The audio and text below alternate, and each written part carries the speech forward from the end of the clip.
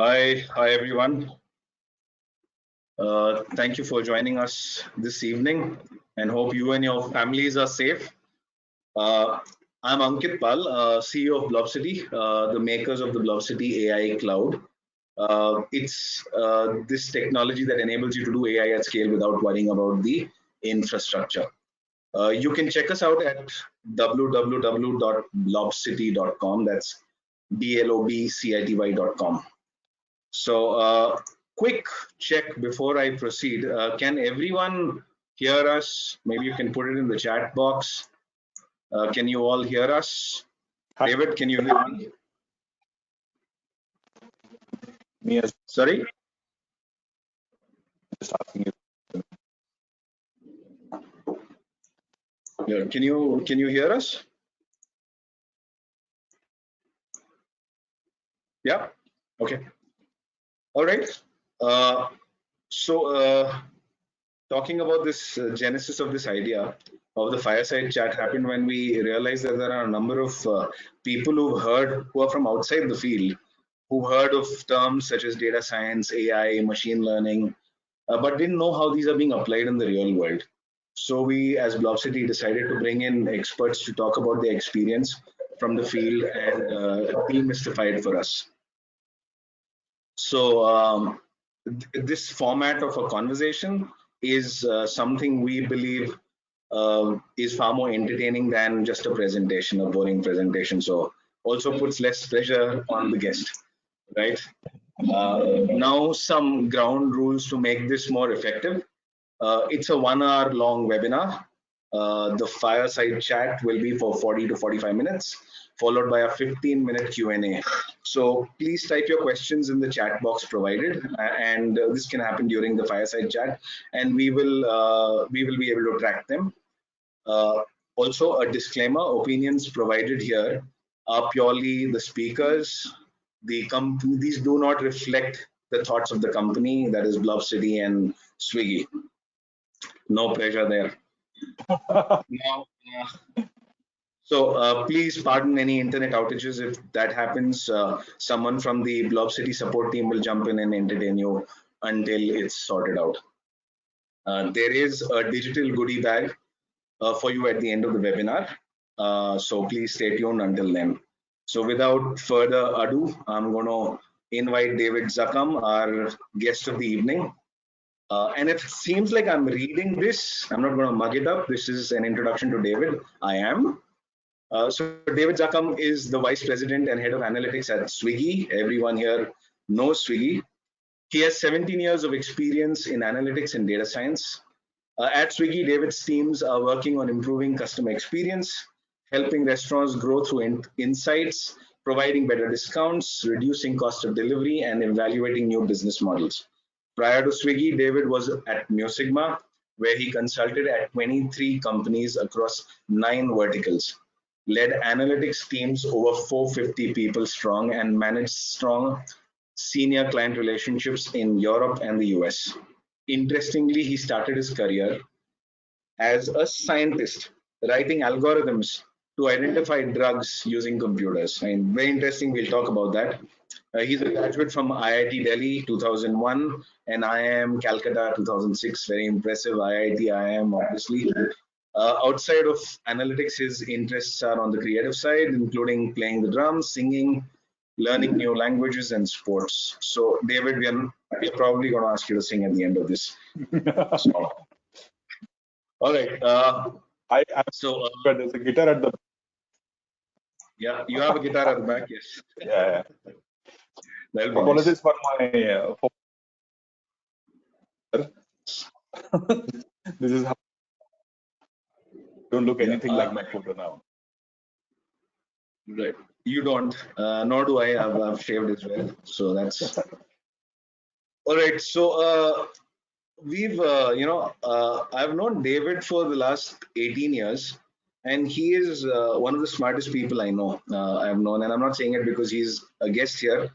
He's the most quantitative, analytical person I know who optimized everything in his daily life. One of the things that I remember from 18 years ago is that he used to ride to office on a bike, and he used to get off the bike and he had this helmet and a mask and sunglasses and everything, and he has actually removed them in a certain order while walking up the steps, so that by the time he gets to his desk, it's all off. He doesn't have to come to the desk and then pull things off and waste time. So, can you still do something like that, or did it end back there? With that, David, I think you're breaking up. I'm not sure if it's just me.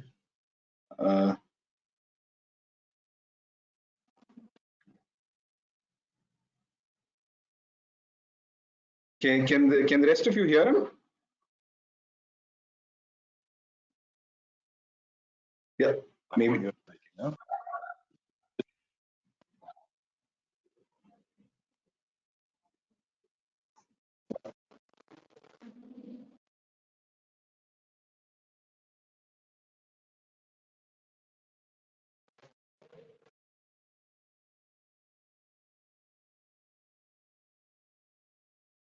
We can't hear you. I don't think I just got a message from the team. We can't hear you.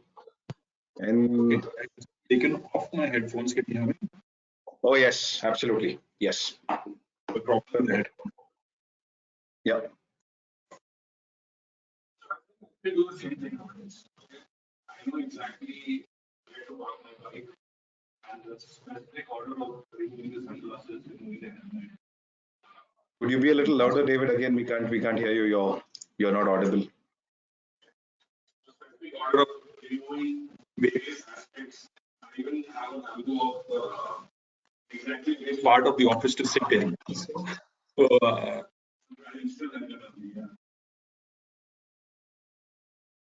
right. I'm sorry, David. Again, you're not audible. So let me drop off and join once again. Give me 1 minute. Yes. Yes. In the meanwhile, I'll probably just talk about Blobcity with the crowd that's already over here.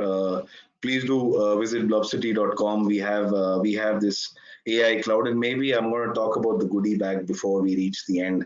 While David logs back in, we have this this Jupyter notebooks on the cloud, and I'm assuming a lot of folks who are attending today have an idea about data science. So we have Jupyter notebooks on the cloud, where we're giving you the premium plan, which has which you can check out on our website for free for a month if you register in 48 hours. So we will be sending you a link since you're attending this webinar. I think David's back. Let's see. Hey, can you guys hear me now? Is it any better? Yes, perfectly. Yes. So we didn't hear any of that optimization bit. So there are lots of folks who've joined. Yeah. Go ahead, David. Or it's good enough? Yes, please. Absolutely. We want you to repeat it. How you optimize your journey from your bike all the way to the office. So I said I have a spot where I park my motorcycle, and there's the reason for the choice of motorcycle also. There's a specific order of how to take off the sunglasses, the helmet, the mask, things like that. So prepared that in the morning when I wear my headphones, I wear my headphones first and the mask later, because when I take off the mask in the office, I don't want it tangling with the headphones, and I continue to wear the headphones all the way back to my desk. Okay, so those minor optimizations. So even as the senior guy in the team, I also get to choose where I sit. Okay, so literally I had to figure out an optimization of exactly what's the best seat to be in, near the window, close to a meeting room, close to my assistant, plus with the seat number 007. So that's the optimization I did. I'm still like that, yeah. Yeah, pulling rank as usual, David. Yeah. All right. And what if your bike is in park, if you're not able to park at that spot that you talked about? What happens then?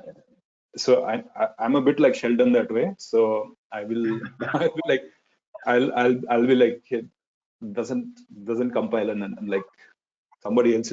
So that's why I always come very early to office to avoid these kind of situations.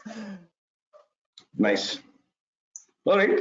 So I know that is the way you're wired. That's the way you think. Mm-hmm. So you have a very interesting background, starting with biochemical engineering, and then an MBA, and then being an authority in analytics in India and abroad. we would like to know more about this journey. It's very interesting, and it goes in alignment with a thought process we at Blob City have. We have a thought, a belief within the company that anybody can do data science, and I think in many ways you epitomize that. That you start from a field like biology and come all the way here. Please, we would be very interested in knowing that.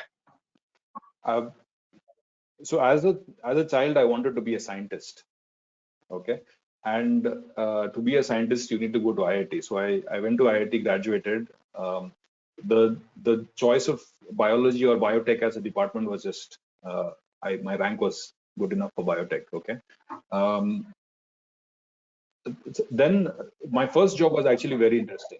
Probably the best job I had was, can we try to develop drugs using computers? Okay, very interesting job. So let's say you have a chemical equation, A to B to C to D. Okay, that if you can represent as a computable format, aka graph, and you create a graph of all the known equations about the human body that are already available.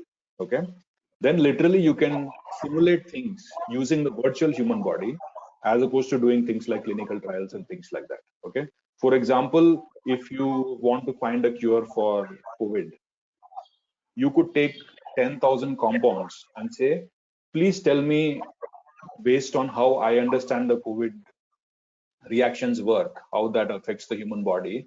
You can run 10,000 simulations with 0 clinical trials and reduce the 10,000 compounds to 4 or 5, which can then go into clinical trials. So instead of doing hit and miss like most of the pharma companies do, you could actually have a little bit more intelligent way of finding out which drugs are going to work on which disease. Okay, very, very interesting work. Lot of algorithm related work. Probably doing this thing called data science before it was called data science. Okay, also fulfilled my childhood dream. When I was a child, I wanted to be a scientist. Okay, so not a data scientist, a scientist. And my first designation in the company was scientist. And at 21, I had fulfilled my childhood dream. So then the rest of it is to fulfill my adult dream, I would say. That's how I started. Any questions on that, Ankit? Yes, I don't think you would not need clinical trials, but you can definitely reduce the probability. But this is something you did in 2001, 2002, which is way ahead of the market. I mean, obviously, I was part of that organization as well, and we did some exciting work there. And I would agree. I wouldn't be very sure if that was the best job you ever did, but I do remember you used to code 1,000 lines a day. Something for the audience to know that David had this thing of coding 1,000 lines of code a day. Comes at 7 a.m., leaves at 4 p.m. again to optimize for avoiding traffic. So his life has been data science level through, whether or not he knew it. Yeah, when you're just doing work for yourself, I could actually spend some time in planning those 1,000 lines of code. If you spend a week in planning 1 lakh lines of code, then you can spend next 3 months in writing 1,000 lines a day and make a 1 lakh lines of code application at the end of the 3 months. Okay. Typically, when you become a people manager, then it becomes you are no longer in control of the work, and everybody else is in control of their work. So it becomes a little bit more difficult. Yeah. Yep. I know that those were fun days. Yeah. So. Speaking about days, what does a typical work day look like for you, especially in a fast-growing company like Swiggy? I know those days you used to sharpen your axe and then code 1,000 lines a day, 100,000 lines in a week or whatever. It was crazy.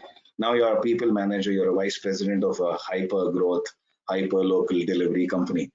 How does that day look? What's a typical day for an analytics leader like you? Okay. Firstly, what a surprising question. I was not prepared for it at all. I don't have 6 things written down here and 2 different answers to that question. So I have actually 2 different questions and 6 things written down here. First answer is I don't do much. Okay, if my daughter asks me, hey, what do you do? Like, I just go talk to people. That's pretty much my job, not much. So at leadership level, I don't write any code and there's not much work to do. Okay, because I got 100 people doing the work for me. Okay. The second answer, so I would broadly classify a typical day into 6 kinds of things. Okay. First is strategy, which is I cannot do the work, but I can make sure that people who are doing the work are equipped or they're able to do their work properly. Okay, so I'll just give an example. So my role involves what I call as the ISHQ model, ISHQ. Okay, how do I increase the impact of analytics? How do I increase the scale of analytics, speed of analytics? How do I increase the happiness of the analyst? And how do I increase the quality of the work? Okay, so ISHQ is, let's say, in impact. For example, I noticed that if our analysts are not choosing the right problems to solve. Okay. Interestingly, Swiggy, the more you say no, the better it is for us, because when you're saying no to the small problems, you are working on the big problems and big impact, and hence better. Okay.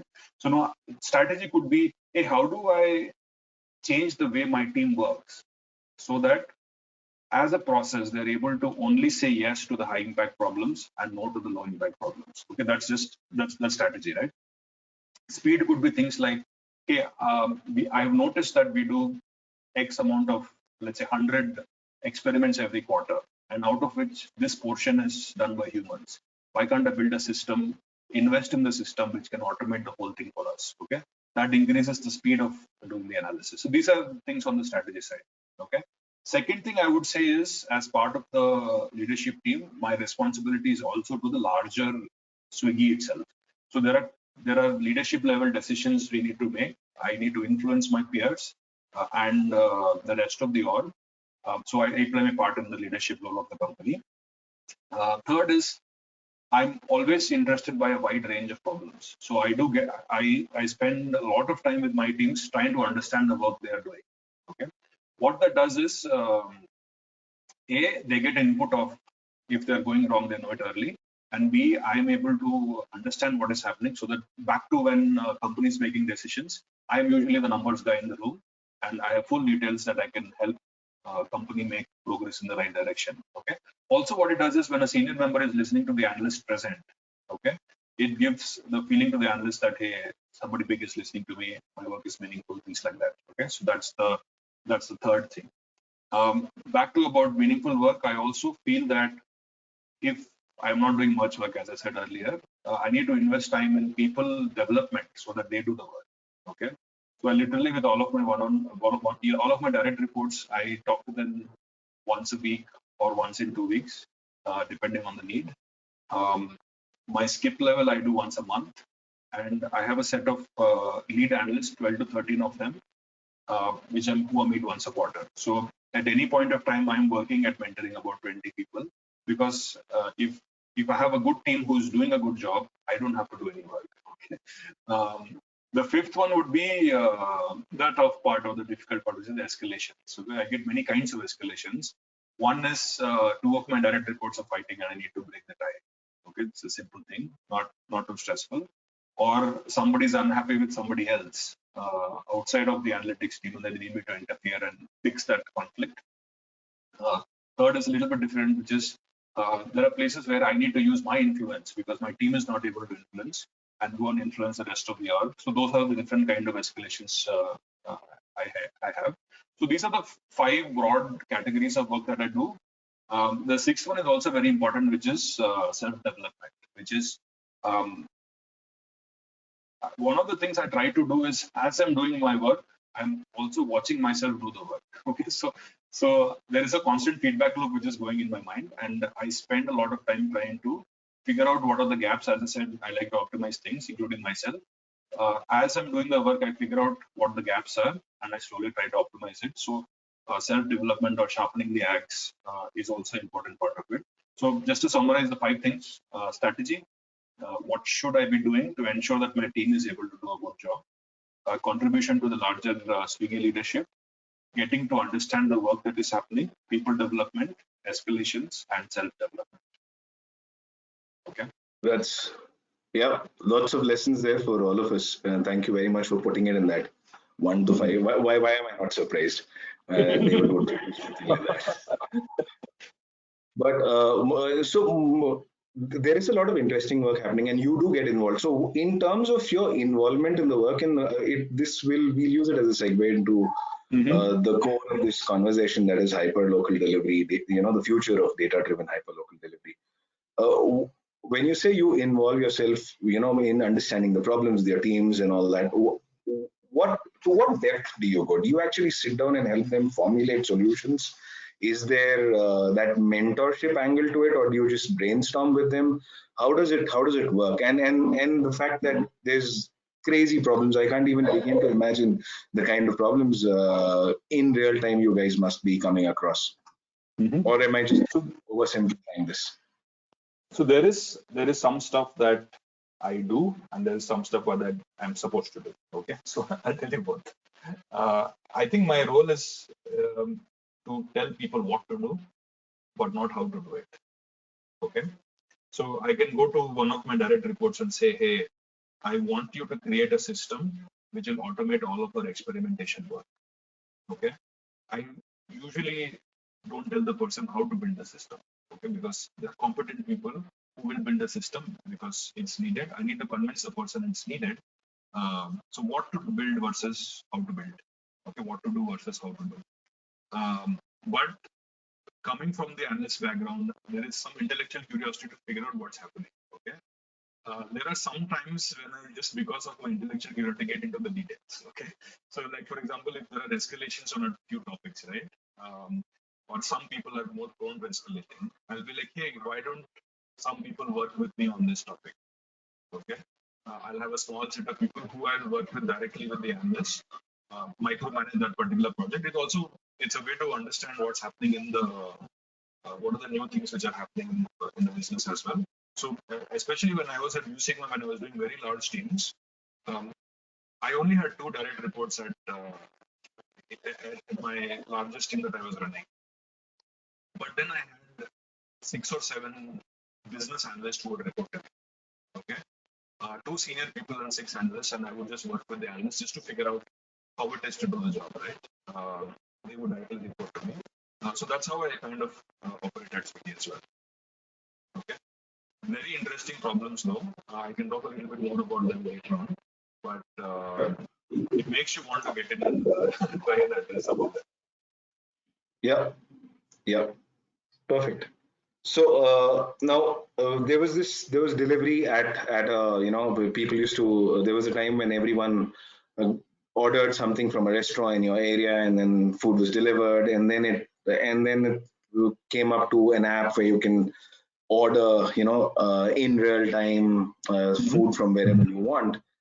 That's hyperlocal delivery as we know it, and Swiggy is making that possible. What's the future? Where is it going? I envision drones which come and scan your retina and then spray some sanitizer with COVID post, and then hand you chow mein or chicken or whatever. But is it like that? Is that the future of hyperlocal delivery with Swiggy in the post-COVID world, or is it less cooler? And talk about it. I would actually say both, okay, because we do have a labs team which is looking at emerging technologies 3 years, 5 years out. Okay, I do know what they're doing, but if I tell you, then I'll have to kill you. Okay, so we'll probably talk about some of the less cooler ones, the nearby ones. So just analytics by itself, right? If you see my perspective on how analytics can transform companies like Swiggy before and after COVID, my thinking is any company is there for some reason. Like for example, I want to make my customers happy. I want to make my suppliers happy. I want to run a tighter operations. There are business objectives fairly common across industries. Okay. In my mind, analytics is like a tool. It's a tool which is used to develop your whatever outcomes you have. For example, if you need to make customers happy, you can use AI to make your customers happy. Okay. Post-COVID, some of the needs of the customers or suppliers is going to change. Okay. So now, how are we How are we responding to that? That's something that I'm currently working on. So I'll just give an example. At Swiggy, we have a very sophisticated machine learning algorithm. What it does is it predicts how long it takes for a restaurant to prepare your food order. Okay, from the time it receives the order to actually saying that this order is packed and ready to be shipped. Okay, so let's say you ordered something, it's going to take 15 minutes, and I know that the nearby person is 5 minutes away. I can technically ask the person to wait 7 or 8 minutes, delivering another order, for example, and then travel the 5 minutes to the restaurant and reduce the wait time at the restaurant. Okay, what it does is basically um, the delivery partner is not paid for um, not paid much for waiting. They paid a lot more for actually traveling. So they don't want to wait. And from a Swiggy perspective, that's wasted money we are giving them. We don't want them to wait. Okay, it's a win-win for both parties if we reduce wastage of waiting at the restaurant. Okay, so this model we built and it helps reduce time spent in the restaurant by the delivery partners. Post-COVID, the cost is not so much of a concern at this time. Okay, for us now, it's more important to have a safe experience for our drivers at the restaurant. Okay, so the exact same algorithm, if you can repurpose it a little bit, we are using the exact same algorithm to ensure that at any point of time there is no crowding at the restaurant. Okay, because if there's crowding, then people are close proximity to each other, breathing each other's air, and then that's a risk. So the same algorithm is now being used to ensure that there is social distancing and there is less crowding at the restaurant, because now you can artificially delay the assignment of the driver to the exact point that the food is ready. So all they do is go very quickly, pick up the food, and they travel away. So at any point of time, there is nobody crossing paths at the restaurant. So the intelligence is pretty much the same. The tools that we use are pretty much the same. The objectives which we are changing. In this case, how can a cost reduction measure be used for safety? Okay, that's an example of how I see the world changing in the future as well. Right. Is there any chance of drones ever coming into the picture? Actually, the government of India has allowed testing of drones. Okay, they one of the first governments across the world to actually have a draft drone policy. Okay, they've shared it with the industry. They've given they've taken our inputs. Now they're actually doing pilots. Okay, so I can't comment more on that, but I don't think it's far away until that becomes a reality. Okay, far away is 2 years maybe, but then government is at least exploring trials. Yeah, that would be relevant to the situation right now. Again, so I mean, the simple thing is, for example, in the sky. I also envision in the near future, Ankit, I actually envision a hybrid model. Okay, for example, have you ever been to Sony World Signal? Okay. Yes. You spent many hours there. Yes. So finished a few you books really while I was there. so you really don't need you don't need like really intelligent drones who are flying from the restaurant to your house. Okay, if you can take a drone from this side of Sony World to that side of Sony World, okay, the simple point to point, very short distance, it saves a person 10 minutes in the package delivery. So your food order, instead of coming in 40 minutes, can come in 30 minutes. It doesn't become cold. Okay, simple things like in Mumbai. Yeah, in Mumbai, you have train tracks. And across the train tracks, if you want to go from west to east, there are very few bridges. Okay.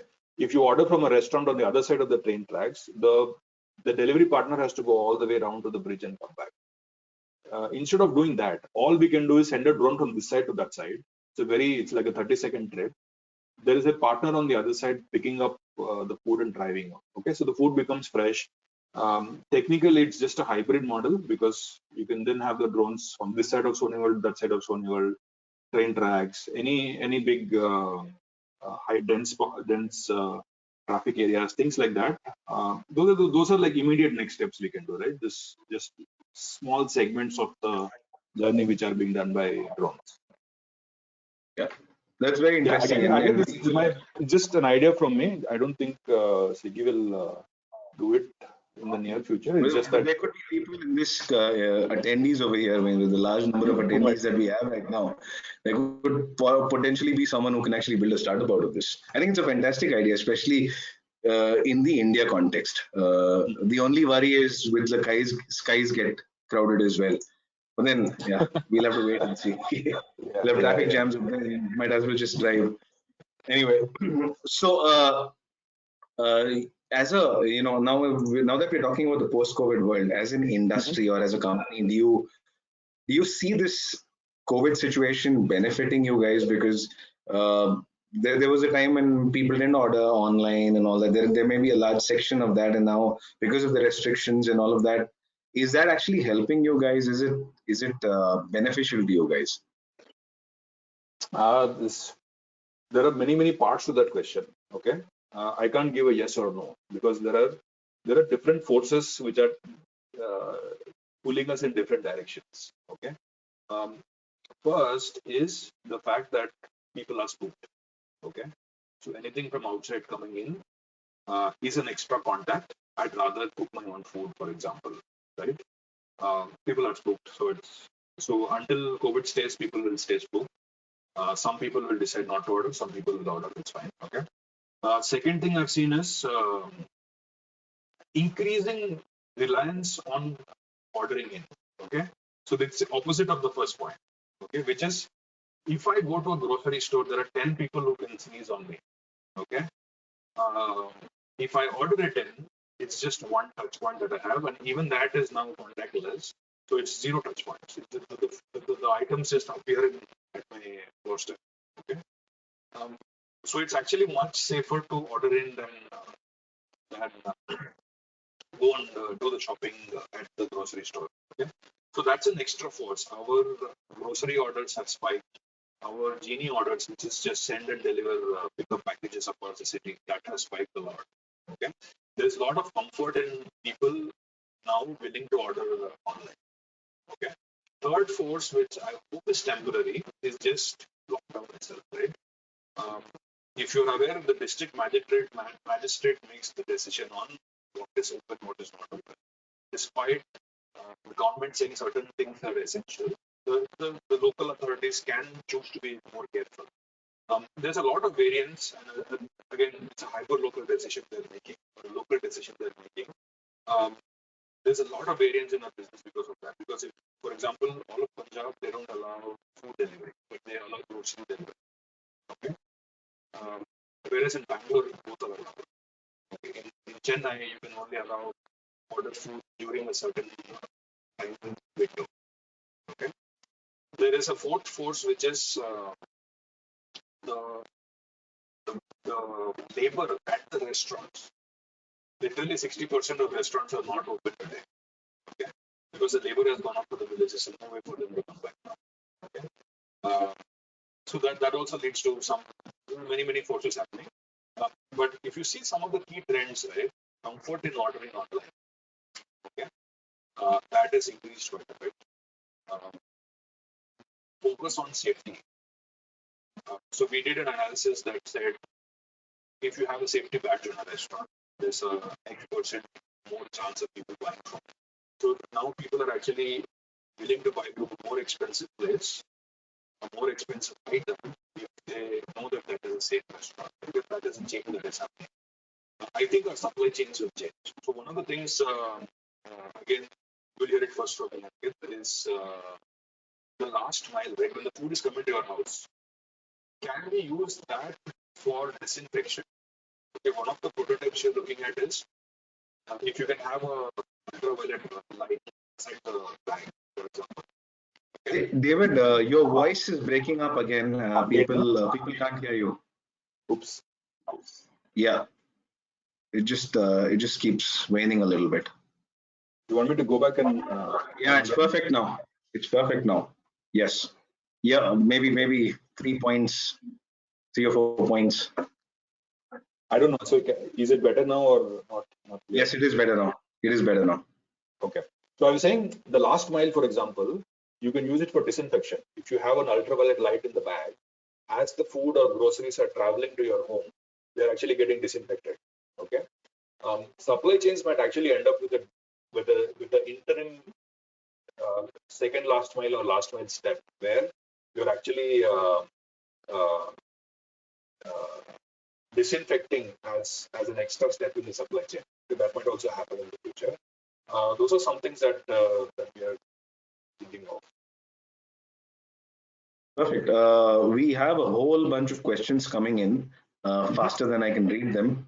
But before we move on to the question and answer session, I have a couple of other questions around. One, Swiggy as a company just started delivering groceries very just when the COVID crisis started and we had that lockdown, and the very next day or a day after that, these groceries started. So, what sort of analysis on analytics went in making that decision and moving pretty quickly, or was it deliberate? It was in the pipeline. I know that because there were articles before this. But what made you guys execute so quickly, and what sort of analytics went into this? Um, the first thing is it's as per the Swiggy vision. Okay, Swiggy is about hyper local convenience. Okay, anything that is inconvenient in your world today, we want to take it away. Okay, so like, hey, sending a courier is a inconvenience. The easiest and biggest was receiving food from a restaurant. Okay, so that's kind of sorted out. Next is groceries. What about ironing your clothes, buying your medicines, getting your meat? Okay, um, our vision was to reduce inconvenience. Okay, that included the stores by itself and Genie also. Genie was used to be called Go. Go was live in Bangalore and a few other cities. Stores was live in 3 cities. Um, the decision to whatever scale stores to 200 cities was more of a vision and strategy decision. So we said, hey, let's do this. Let's get a bunch of stores onboarded and launch. Okay. The analytics support actually comes afterwards. For example, we want to ensure that the stock is available. Okay, so we track availability and figure out what are the places where availability is missing. What are the things people want to buy but are unable to buy? So that leads to the whole supply chain, which is what should be the order quantity? What's the safety stock we should keep? How much stock out is there? How do we reduce stock out? What's the demand planning? Store by store, right? Including providing intelligence to our store partners, telling them that, hey, tomorrow you're going to get this many milk and curd sales. Please buy and keep so that we can deliver to our customers. Okay. Where to open stores, for example. It's a problem that we had to, like 200 cities, we have to solve it in a week, figuring out which city to open it in. And it's not just city, right? I can't say like, hey, Jaipur mein khol diya, ho gaya. Okay.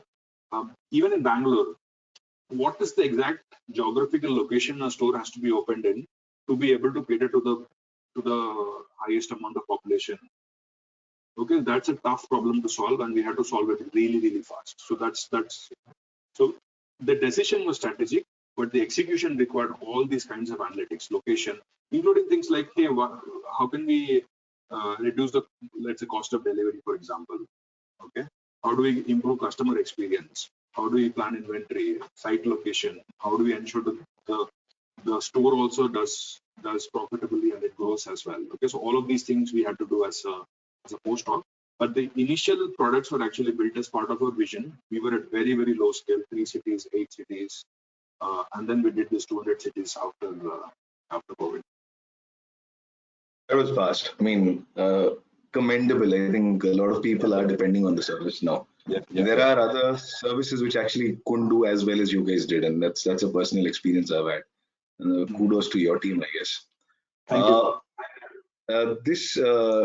Before we start the Q&A, this is the last question we have. This is what's your advice to people? So lots of these people are trying to get into the field of data analytics, artificial intelligence, machine learning, data science. There are people who are moving in from their current jobs into this, and there are students who want to get or are aspiring to get into this. What's your one piece of advice for them? It may not be one piece, it could be a sentence, but what's your quick advice? Because I see a lot of questions here from students asking those. So this probably might cover a lot of them. So maybe can I get a minute to answer it, because I have a lot of thoughts. Okay. Yes, yes, absolutely. So one thing is hard skills versus soft skills, which is there's a lot of coding that is needed, but then just the model is not enough. The model needs to be consumed and the model needs to give business benefit. Okay. Focus on the soft skills as well. Okay. Perfection versus implementation. If you're trying to get the perfect 100% right model, it will never get consumed. Okay. The trade-off between when to stop looking for perfection and when to start implementation is a tough choice. Okay. Be prepared for it. Most data scientists think that it's about the models. Okay. It's really not about the models. It's about data manipulation. Okay. Understanding the data, being able to create all the features that can go into the models is maybe the third thing. Fourth thing is learning data sets versus real data sets. So when you're learning in a course, for example, the data set the course has is got maybe not so good outliers. It's a fairly good data set. Okay, the real world data sets are terrible. So there's so much treatment you have to do for it to come into a computable format. Okay, investing in any practice on real data sets will give you that 80% of the time just gets into creating a good data set. Okay, if you don't do that and you learn all the models, it's not very useful at all. Okay, then on the models, mathematics versus modeling. Okay, you can click pictures saying cat, dog, cat, dog, cat, dog, and you can build a deep learning model which can tell whether it's a cat or a dog. Okay, but do you know deep learning? Maybe not, because all you did was cat, dog, cat, dog. Okay, it's important to understand the mathematics behind the models. Okay, then models versus empathy. Models are supposed to be a depiction of the real world. If you don't understand the real world, you can't build models. For example, I go and deliver food, so I know what it is to be a driver. I go and visit restaurants to know how it feels to work in a restaurant. If I don't understand and empathize with the life of a driver, then I can't build models for them. Okay, so I'm talking to people, understanding their problems. So I think back to the hard skills, soft skills, right? There is the hard skill of model building, but the soft skill of empathy, trying to put yourself in the target person's shoes, understanding what they're going through, gives you ideas which can then become your features in the model, and then the model becomes better because you understand the real world better. Okay, and last but not the least, right brain versus left brain. It's not all logical thinking. Some of the best analysts I've seen are actually very good artists as well. So mathematics and artistry and artistic thing go together. So good data scientists need to have both of them. Is that why you're a guitar player and a drum player? Does that contribute to your data science, David? Maybe this is the missing, this is the secret sauce. Everyone start painting. I think I'm more of an artist than a data scientist. Okay, so I'm good on the other side more than the logical thinking side. Okay. Perfect. Thanks a lot. Thanks a lot for that. I think people probably would understand it and they would be surprised with this answer. I, for one, completely agree with what you just said. I think it's not about the models. Everyone keeps thinking it's about the models. It's about the science, the art, and the mathematics that exists. So we got some very interesting questions from the audience, and we're going to start the Q&A now. There are going to be a bunch of googlies, as I can see over here.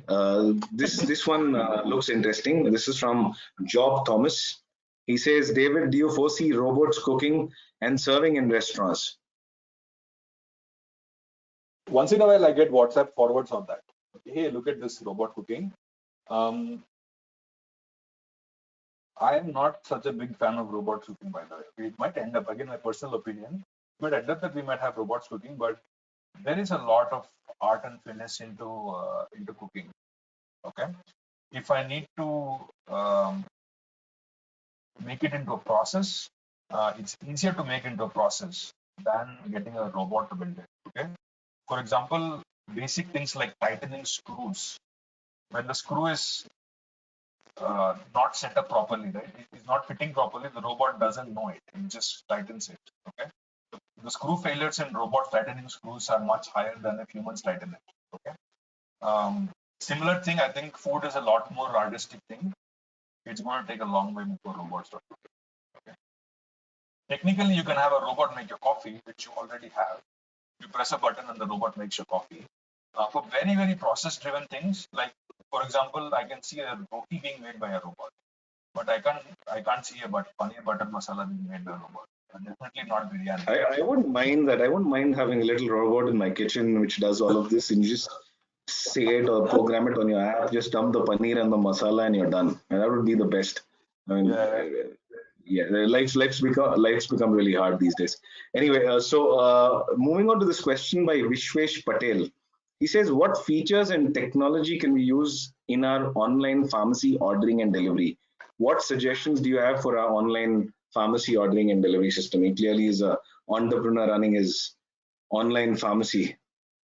So how do you interpret that? So what features is what you're saying? What sort of technology? What are your suggestions for an online pharmacy delivery system in terms of tech? Okay, I don't think I'm suited for answering that. I can just tell you what we do at Swiggy. First thing is, please ensure that when you're building the systems, you build it assuming that you'll be a big company one day and you need a scalable system and things like that. Because we're fairly good at that at Swiggy. So we have tons of data we collect. We have a data platform which we use. So streaming data from the engineering systems using Kafka goes into our data platform, which is currently Snowflake. We use Python and R for our machine learning models. We have an in-house built data science platform for productionizing models, having failovers, doing automatic refreshes and things like that. We call it data science platform. So that is one thing. For BI, we use SQL for inquisitive analysis and Power BI for our reports. Okay, so that's kind of what we operate. Recently started looking at Cloudbooks also, which is notebooks you have on the cloud, which you can, then you don't need a Python R server in-house, you can have it on the cloud itself. You're breaking up again, David. I'm sorry, your voice is breaking up again. You probably need to move closer or whatever. Okay. I'll speak a little louder. Okay. Yeah, it's better now. Okay. Yeah. Next question. There's this question from Alka Agarwal. It says, and this is probably important because if there are any delivery partners on this call, they probably are worried. If you use drones, then what about the employment of delivery partners? I think it's time for a disclaimer, David. I don't think anything is happening to delivery partners ever. Okay. Like I was saying, this India has like 30 times lesser demand for this than China, for example. Okay. There are more restaurants in the city of Shanghai than all of India. Okay. So even if you look at an average person eating 100 meals a day, 100 meals a month. Okay. How many of them are ordered online? Like minute, tiny fraction of those. Okay. From a potential of more people ordering food, more people ordering other services like groceries, like couriers, package delivery, all these things, the potential of growth of Swiggy is going to be really high. Okay. I think the company plan is to have 1 million people on the rolls delivering our food. Okay. So I don't see. Sorry, you're breaking up again. I'm sorry, I have to keep doing this, but I think people aren't able to hear you. Can you? Okay. Is this any better if I switch off my video? Okay. It is. Maybe we'll have 1 million people on our rolls, maybe higher. So I don't think we have about 2 lakhs right now. Okay. We will probably hire another 8 lakhs in the next few years. Okay. So there's absolutely no place that the drivers are going. Right. There's this question from Aditya Seksaria.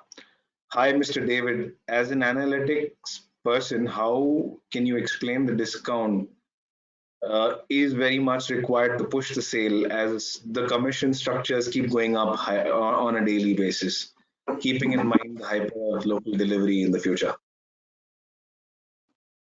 Does that question make sense to you? So that's a tough question to answer. Okay. Firstly, because we are it's somebody has to go pick up the food at the restaurant and deliver it to customers. So we do charge a little bit to the restaurant because uh, the restaurant is getting a lot of sales because of Swiggy. Okay, so there is a charge that we have on the restaurants, and because the customer is getting a benefit, we charge the customer also a little bit, and between them we try to make our money. Okay, to create the habit of getting people to buy, most restaurants will want to say, hey, your first order I'll give it a little bit of discount, right? Just to increase the short-term sales. Okay? Personally, my personal opinion is, um, in the long term, maybe you don't need to give discounts to customers to actually buy them. Okay, they should be willing to actually, if you want a service, you have to pay for it. Okay, you can't go to the barber and like, please cut my hair, I won't pay you anything, right? There is a charge that the barber has, and you pay for that service. Okay, and going to a restaurant to pick up your food and deliver is a service, and you need to pay for it. So we collect money from restaurant as well as customers. Um, in the long run, maybe the need for discounts will be greatly reduced, or you have a lot more intelligent discounts where you're actually overall not spending so much, but getting a good return on the discounts that you have. So that's where I see this going. Perfect. Next question from Neha Bharati. What are your thoughts on route optimization given the classification of the zones red, orange, green, and the regulatory compliance that is in place right now? It's not a current issue for us because red, orange, green, we are still an essential service, so we are allowed. The current route optimization problems we have is blockades, because there are certain cities where the entire road is blocked. Okay, so drivers have to go around and take a longer route, and we are not able to figure out where the blockades are. Okay, so then we have to actually figure out where the blockades are. Usually Google gives you, right, but Google needs people to be on the roads to crowdsource that information of where the blockade is. Okay, so there is nobody on the roads, so we don't know what the blockade is. That's the route optimization we are trying to figure out at this point of time. But red, orange, green, it's not a problem for us because we are an essential service. We are live in all the places. Okay. Perfect. Except in containment zones where we have to be careful. Okay. We deliver to the boundary of the containment zone. We have a question from Naveen Prabhu. How do you draw the boundaries on hyperlocal convenience, specifically for Swiggy? Metaphorical boundaries, right? Yeah. It's actually evolving. So we will slowly move. For example, the movement from food to groceries was picking up something from a place of business, delivering it to consumer's house. Okay, food and groceries are easy for us. Okay, then because we have this capability of delivering a package, perishable, high value inventory, things like that, we can use that capability to transmit other things also. For example, B2C, C2C in this case, you forgot your keys at home, so you want someone to pick up the keys for you. Okay, that can also be evolved. Okay, then the B2C, which is the regular model, can be applied for many things. Say I want to send a courier, I want to give my laundry, I want my prescription medicines to come to me, blah blah blah. So all of these things can be done. So it is actually an evolving thing based on the core competency we have, which is delivering highly perishable, time constrained inventory from place A to place B. Okay. Technically, in the future, you could just have, let's say when you're ordering on Amazon, you can say, hey, check out on Swiggy. Okay. So somebody goes to the warehouse and just directly gets it to you in a couple of hours. Okay. So that's possible in the future. But the boundaries are evolving is what I would say. Right. Another question, this is from Venkata Krishnan. How does Swiggy ensure a certain number of orders per day to ensure the viability for restaurant partners? There are two parts to that question. First is, does Swiggy even have any control over that? We have small amount of control. So there are two kinds of restaurants. One kind of restaurants are restaurants which are exclusive on the Swiggy platform. They are not on any other platform. So in return for that exclusivity, we actually say, hey, we'll give you this many orders. Okay, a committed amount of orders we give them, and then there are other restaurants which are just they are on all platforms or they're not exclusive on Swiggy.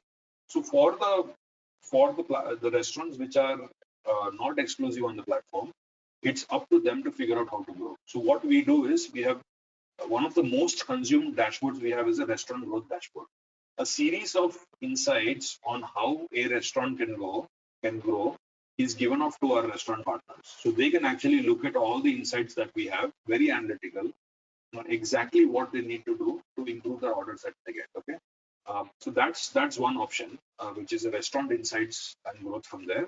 So there, if Swiggy has signed a contract saying we'll give you this many, and we are below the what we promised, we have some inorganic levers. For example, we have ads. So the team which has signed the contract can buy ads from Swiggy and show that particular restaurant higher in the listing by paying, or we can fund discount for that restaurant and people buy more because of the discount. So these are ways that we have, but technically it's not such a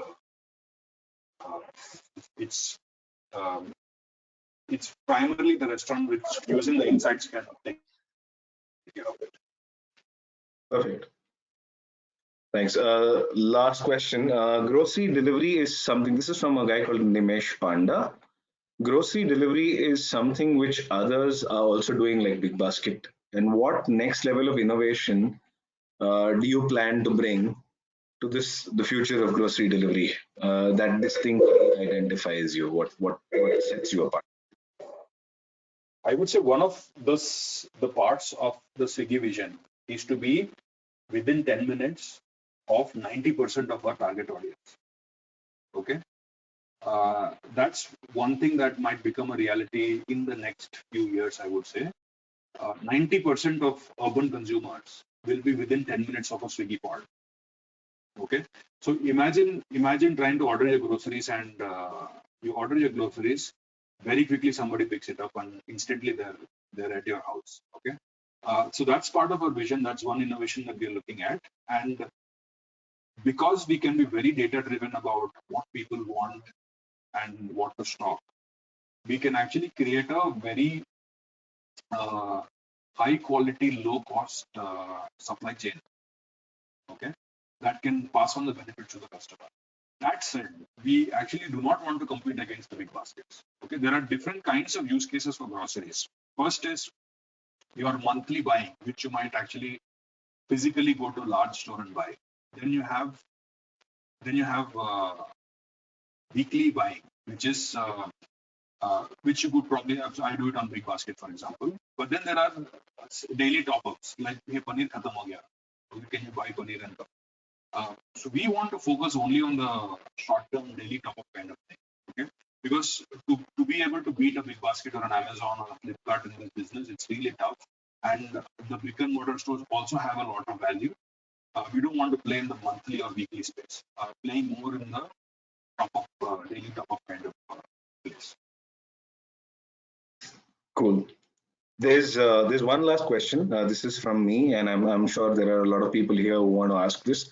These are questions we got while we ran our Facebook ads, or on the Swiggy fireside chat, that my Swiggy order hasn't reached yet. What do I do?